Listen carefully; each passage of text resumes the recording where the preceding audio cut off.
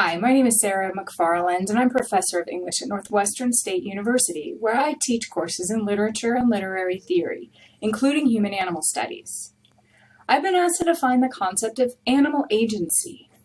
Agency implies subjectivity, which means that someone has desires and intentions as well as a sense of having desires and intentions, that sort of metacognitive thing.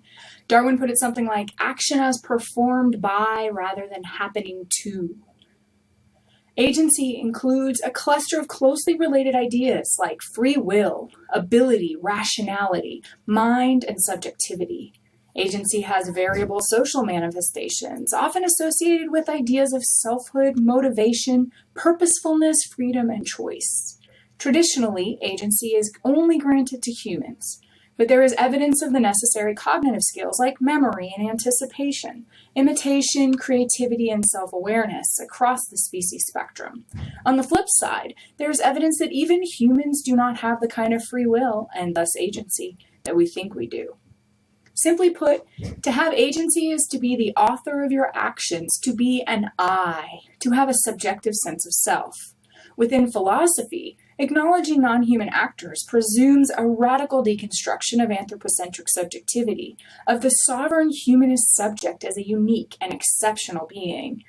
To recognize animal agency is to be aware of other animals as likewise conscious, purposeful entities in the world, whose actions are experientially meaningful and actively authored, somewhat like your own actions seem to be the result of your own conscious, purposeful authorship.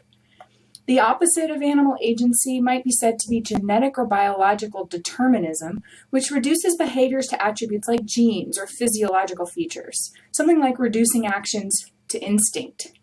Yet animals transgress human expectation all the time, seriously and playfully.